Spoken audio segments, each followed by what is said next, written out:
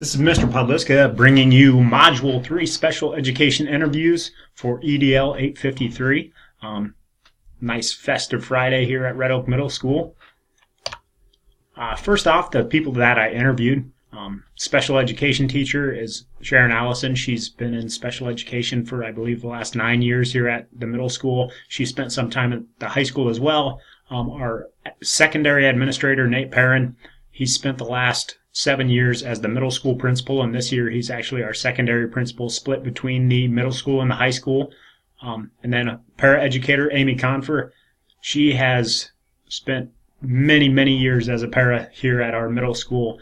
She's worked with special education students. She also serves for us right now. She kind of runs almost like a study hall intervention service where she pulls kids with missing assignments and different things during specials and gets those kids doing what they need to do. She also helps run our learning center, reading tests, providing some accommodations and things for students.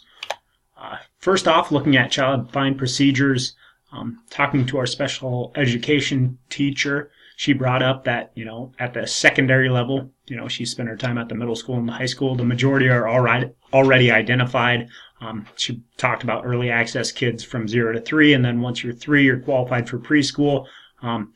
Some concerns can lead to later screening, whether those be behavioral concerns or academic concerns. That's kind of the way that you would screen those kids later on. As far as administrator from Mr. Perrin, we have our student assistance team, sometimes used at the middle school level, can recommend kids academically or behaviorally. Once they're identified, we typically try some interventions, and if those aren't effective, then we work toward that IEP evaluation and possibly further on. As far as the para, didn't really talk about child find procedures. Said, they're identified by now, and that wouldn't be typically something that a para would recommend a child for. What is the most challenging part of your role and why? Coming from our special education teacher, she talked about teachers thinking time spent with kids is for doing homework. So basically that time that those kids are going to their special education teacher throughout the day, they should have that devoted to doing their math homework, which isn't the case. We know that's specifically or specially designed instruction, SDI time, where they're supposed to work on skills. They're not supposed to just sit there and work on homework. Then you have your mid-level kids who are overlooked. She brought that up. Talked about, you have your severe, your very low skill level kids with IEPs and things like that. And typically those accommodations are met, especially because a lot of them are walking around with a one-to-one or things like that. But you have those mid-level kids, and although you're provided with your book of accommodations and things like that, sometimes it doesn't actually happen because they just, they have a lot of kids, they have a lot of class periods, they have a lot of preps, and sometimes that leads to them overlooking some of those mid-level accommodations. From administration, because of the number of layers of support, sometimes they lack leadership because everybody kind of has their own job that they're supposed to be in charge of.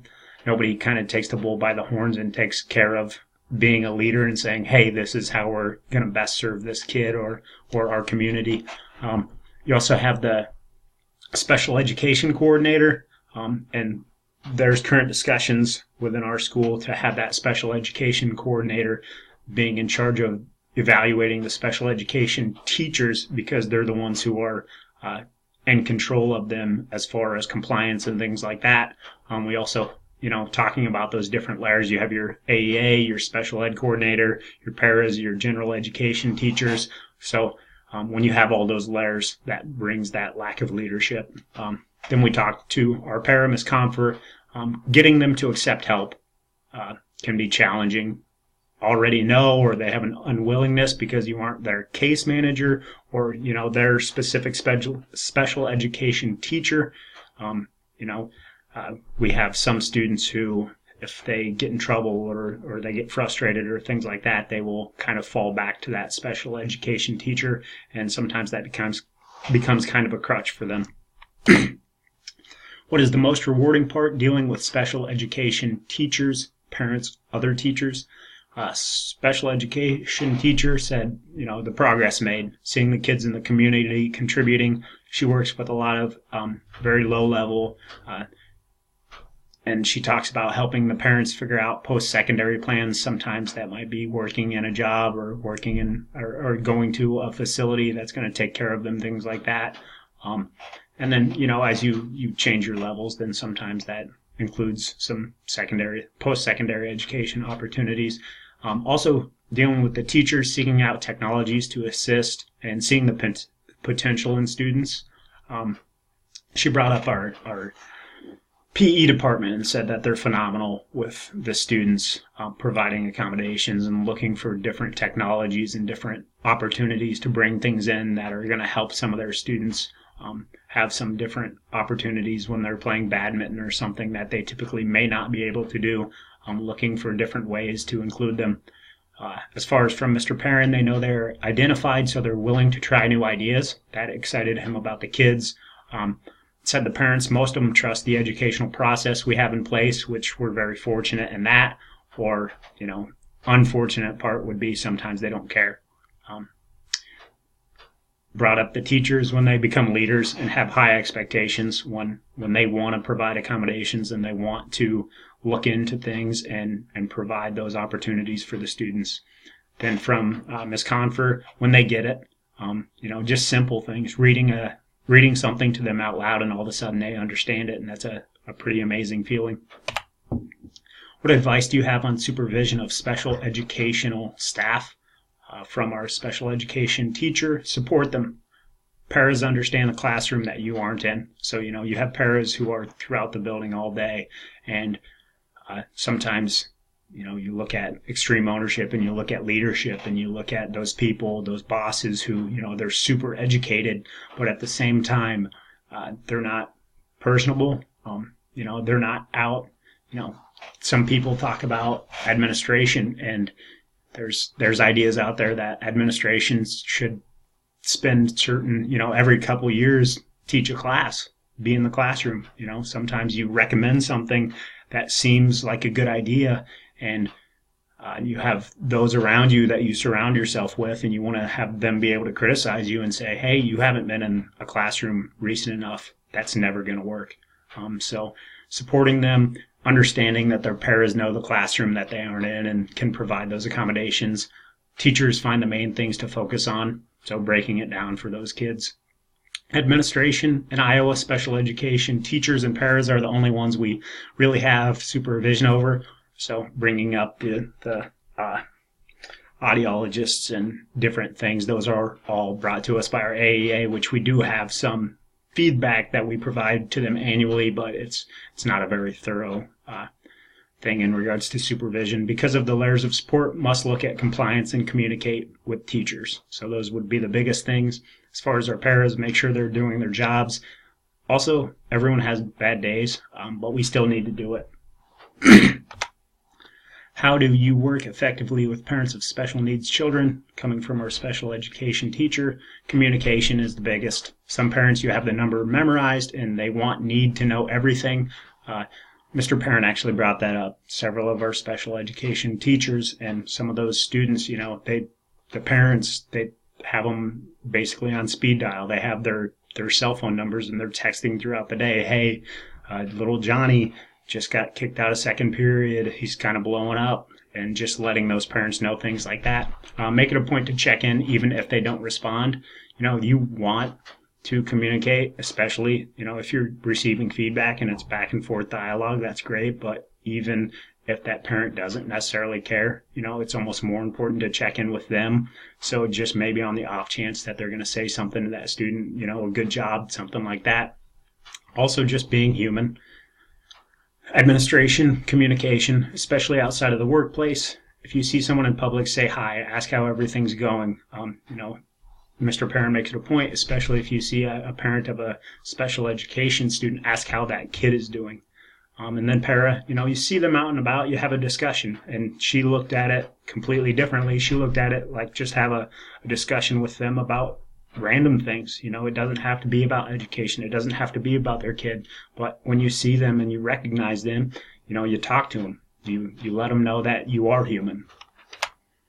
How do you work with regular ed teachers with students with special needs? Special education teacher brought up communication, talk as much as possible. Good paras are key. when you can trust somebody and you believe that they're following the accommodations and they're providing the best opportunities for the kids to succeed, that's what you want. You surround yourself with good people and great things are going to happen. As far as administration goes, reminders to meet accommodations. Also remind them that they're their student too, and not to rely completely on the para. I know I've been guilty of this in my last 7 years in the classroom before this. Sometimes you have that para in there and you're just, you give your lesson and you give the assignment out and you almost tell them to take the kid out and just take them to their room and work. But, that's not fair to them. That's not what is supposed to happen. That's not providing the least restrictive environment or the best learning environment for that student in all situations. I mean, sometimes it is. As far as the para, provide modifications, and then it's easier with relationships. If you care about somebody and you provide those modifications and provide accommodations, it's going to be easier with the relationship piece. What advice do you have for a first-year administrator? Special education teacher said, don't make any major changes. Give your teachers support. Teachers will do what's best for students. And, that's why we went into the profession. We have the student's best interest in mind. And just remember, all students are our students, so don't look at it as gen ed versus special ed or anything like that. Our goal is, our theme within our school district is excellence for all, whatever it takes. As far as administration, Mr. Parent said examine the accommodations and IEPs. So, when he's sitting in his first IEPs, he flashed back to what he wished he would have known his first year. And sitting in those IEPs, some people kind of look at it as the administration is supposed to basically sit there and say, okay, can we provide that and what's that going to cost? But he said to really look at those IEPs and listen to those IEPs, is that realistic? Does that person need a one-to-one? Is it necessary? Do they need a one-to-one every period of every day? Little things like that. And he even brought up the 4-year plan. When a kid says they want to be a pro wrestler, well, then prompt that with some more questions. Well, what if that doesn't work out? So just being human within that meeting, but also actually learning about the kid along the way and providing him or her the best learning opportunity.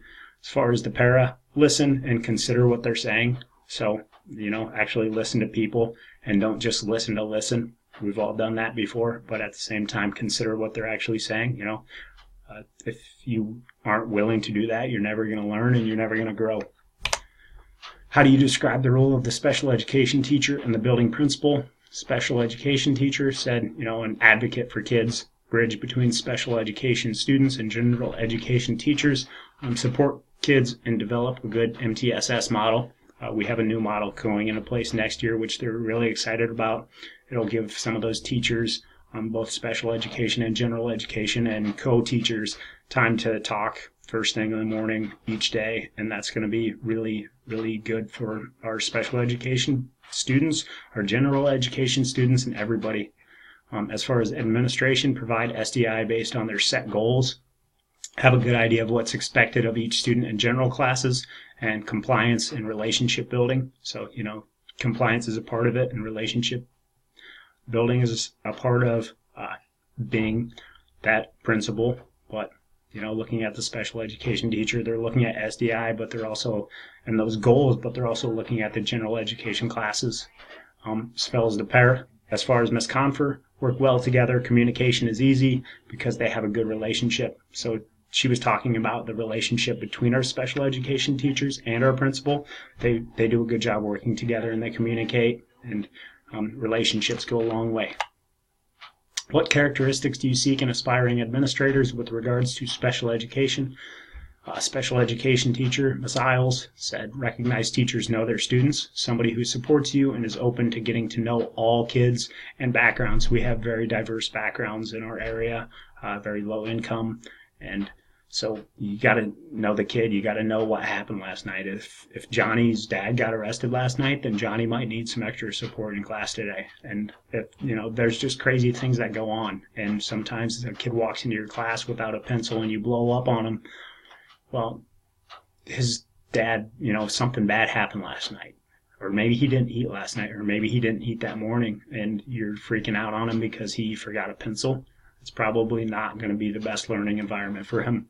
As far as our admin, be personable, human in the eyes of the students, and then more of a robot in the eyes of the teachers.